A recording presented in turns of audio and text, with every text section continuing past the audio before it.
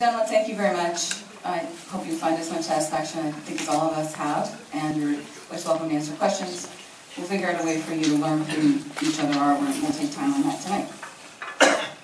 Next up, Frank, thank you very much for your graciousness. Are you ready to go with your report? Oh, yeah. Frank Ponciano, Office of the Councilman Rocha, delivering his report. Yes. Hello, everybody. Special welcome to Mr. Young. I know he's representing District 9.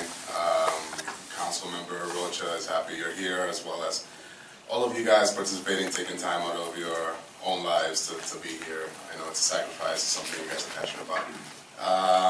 Happy New Year. I hope 2018 is everything you guys were hoping for in this 1 week we've had.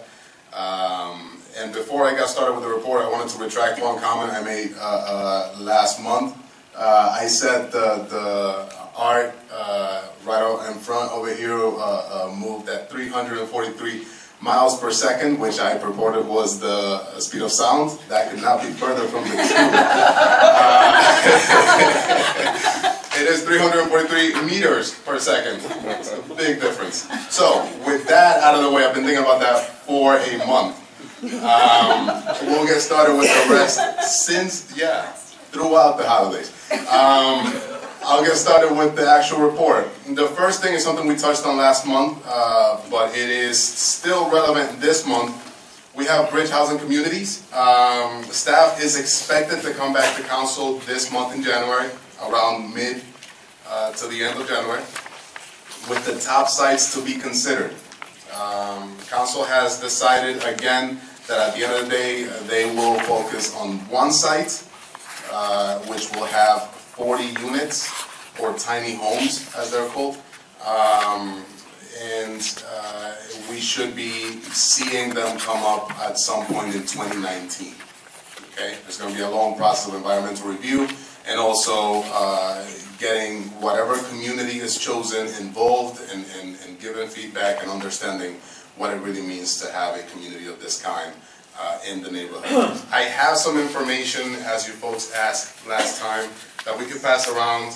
We have an unranked list of sites, as well as some other information. I could not get you really complete information on pricing, just because it's not quite available and all put together for me to do that and do it reliably for you guys right now. And so that'll have to hold off until we hear again from council. I did not print enough for all of you guys.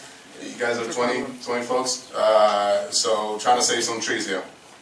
Any question on that item before we move on? Yeah, John Semitic, District 4. The timeline 2019 is a long ways away, and I'm just telling feedback I get from my district is, what are we going to do now? I mean, we have not only the homeless situation, but we have the blight and the debris that's typically generated by that. And I know our district, certain pockets, are very frustrated by that. Yeah. I'm not here to put you on the spot, but I just want to mention that that's what I hear from my community. Right. So it's no secret that we have a full-blown crisis in this area. You know, I myself traveled to Texas over the holidays, and you know, it really puts to light how desperate our situation is here, right? And so from the perspective of the city, we're playing a game of whack-a-mole, trying to provide as many services as we can to existing homeless populations. Meanwhile, there are a lot of issues that make it hard to you know, get rid of, for example, homeless encampments, and make sure that all homeless folks that are on the street could be sheltered and taking advantage of programs available. You know, but there are a wealth of things that the city is doing to ameliorate the issue, right? This is yet another thing that we're adding onto it. But I could bring some more information on that, on other things that the city is doing. Do not have all the details to say here.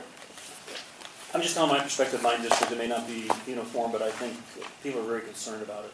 Yeah. Because I know this is going to be a long lead time here for tiny homes and all that. But just today I got this blazing email about litter on one of our streets, and it was directly because of the homeless. Yeah, and it's a valid concern. I myself work on housing issues and homeless concerns over in District 9, and I know we have a whole lot of homeless encampments popping up in Caltrans property as well as city property, and we're just all over the place and trying to clean up, and then another one pops up. And that's just the work we're doing. That's the reality of the situation.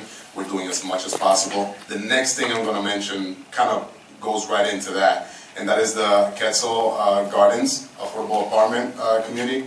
As of yesterday, Council voted in favor of committing a bit over $9 million in low and moderate income housing asset funds for a construction permanent loan to the developer of the proposed Quetzal Gardens, which will be located at 1695 Alum Rock Avenue in District 5. If you guys could locate that in your mind, good job. You guys know this community well, but essentially it is in the intersection of Alum Rock and King, right kind of diagonally opposite from where the Mexican Heritage Plaza is at this moment right now.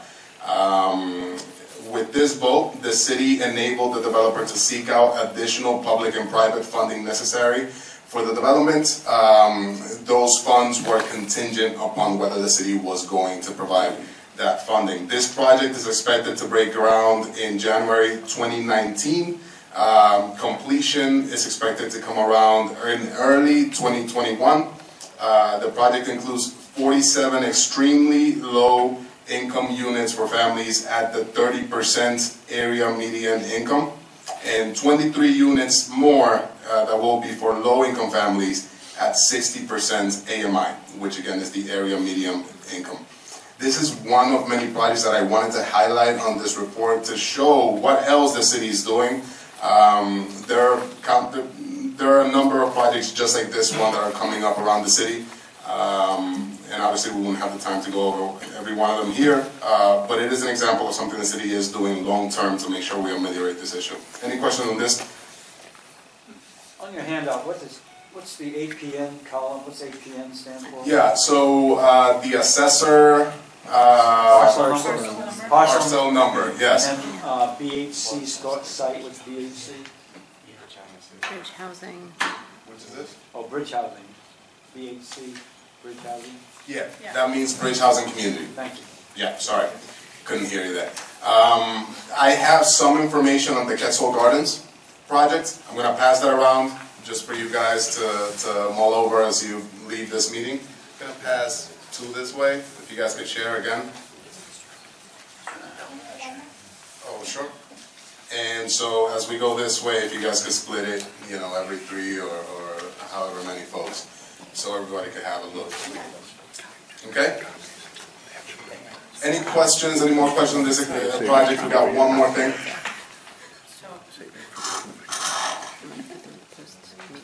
Just really quick question, Frank, and I think you guys have mentioned that if we become properties that could be added on here, who do we contact? If we have, what would you say?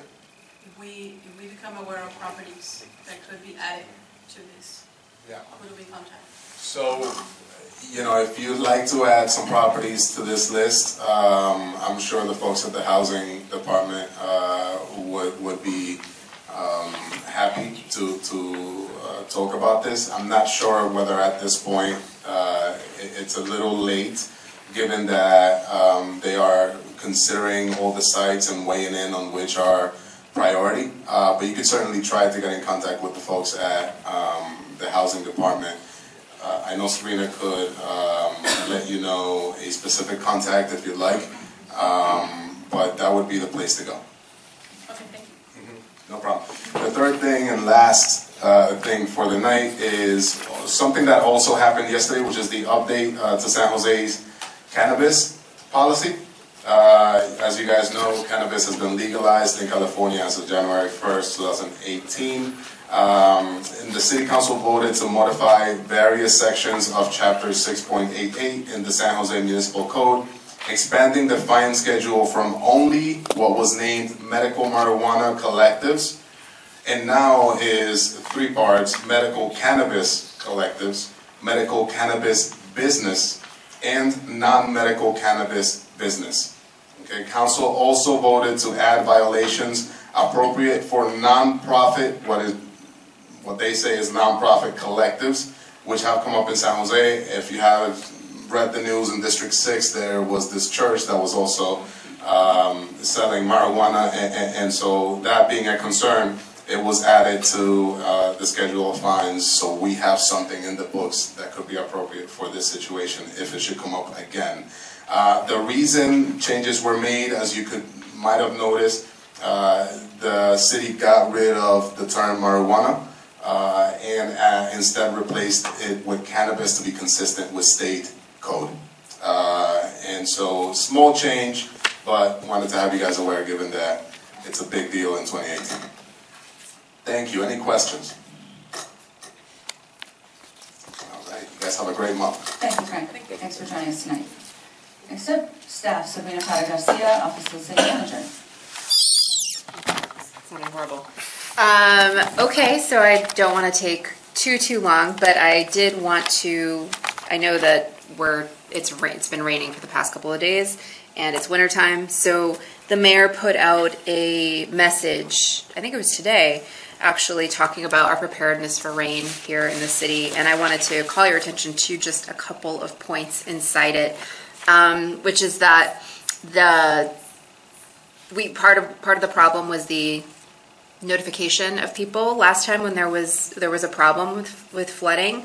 So the city has purchased several mobile loudspeakers that they can now send out into the neighborhoods and have people hear things directly.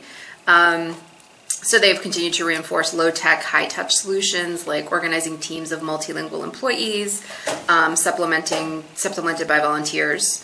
And then another big piece, I don't know if you guys remember the details of the flooding last year, but a big part of the problem was that Anderson Dam overflowed. So the water district has actually set a lower water level for the dam this time so that we don't run into that problem. And a final piece of flooding for everyone who cares is that Coyote Creek had a bunch of obstructions in it. So last year it did go in and get rid of downed trees, invasive species, and woody debris, and they've been keeping it up since February. So there's more details. If you'd like the email, I can send it to you guys. On a happy note, also perhaps you saw in the news, the Sonic Runway has been extended into March, so it was supposed to be done at the end of this month, so you guys got another couple of months to play with it. And I always talk about it because I love it. And then in good news, something that I happened to come across, if you have a library card or anybody else, any of your residents have library cards, you can now use them as part of Discover and Go to visit Bay Area museums and attractions for either free or for reduced prices. So what you have to do is you have to get your library card, go into Discover and Go, which is, I have the website, select and reserve your passes, and then you just print them and use them. So that's a new, or well, an expanded service at the very least. I can actually email you guys the web link, so you can also pass it along. Yeah. So you have to print it, you can't take a picture on your phone, for example, and do it? I don't know the details, it just says print it, but maybe you can and use it that way. I haven't tried it, so sorry. That's it for me. I like to be speedy, so. Thank you.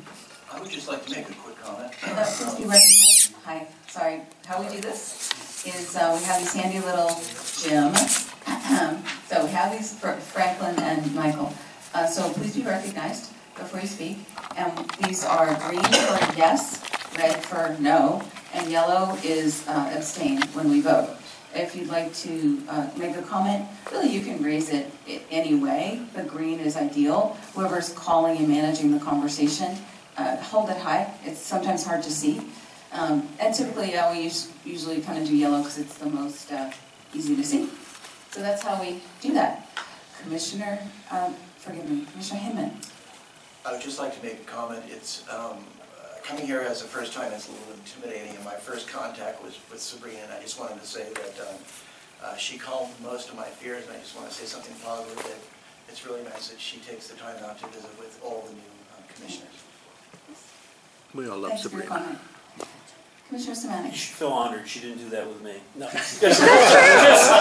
Just kidding. That was your comment. Yeah. I have a comment because I got a couple of messages already. The mayor references enhancements to the ACC, which I guess is county alert system. They also mentions text alerting without people signing up. And some of my residents were very concerned to what extent that's going to be done without sign up. So I don't know if you saw that in his message. It says text alert without signing up for all residents of San Jose. And that kind of raised a lot of red flags for a lot of people I talked to. How can that be true? So I'd like to follow up on that. I will ask and get back to you guys. Any other comments, questions?